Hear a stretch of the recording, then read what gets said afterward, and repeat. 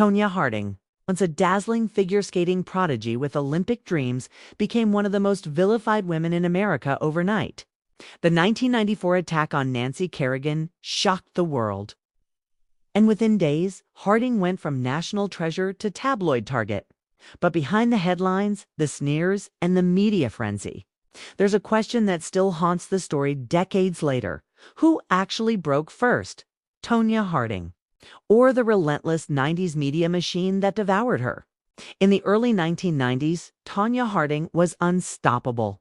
Born into poverty in Portland, Oregon, she was the embodiment of raw talent and determination, unlike the polished, privileged skaters who dominated the sport. Tonya was different, brash, blue-collar, and unapologetically herself. Her skating was electric, her jumps powerful, and her confidence undeniable.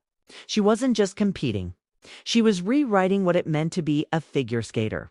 In 1991, she became the first American woman to land a triple axel in competition, a feat so rare that even today, only a handful have done it. But for all her talent, Tonya was never the media darling. Her homemade costumes, her rough-around-the-edges demeanor, and her open defiance of figure skating's elite made her an outsider in a world obsessed with grace and perfection. Everything changed in January 1994. Nancy Kerrigan, Harding's teammate and perceived rival, was struck in the knee by an assailant after practice. The story exploded like wildfire, a real-life soap opera unfolding before the cameras. Within hours, Tonya Harding's name was dragged into the scandal and the media went into overdrive. Cameras followed her every move. Talk shows mocked her. Newspapers called her white trash on ice. She was labeled, judged, and condemned before any evidence could speak for itself. The press had found its villain.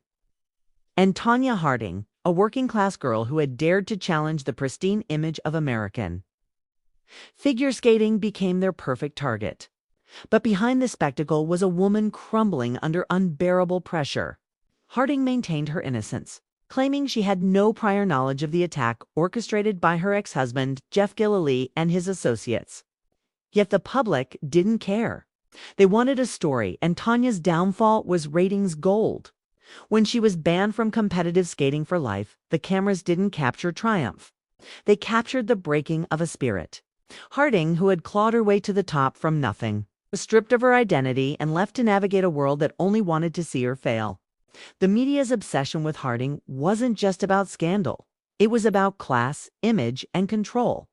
The 90s were a time when tabloids ruled television and female celebrities were often destroyed for public consumption.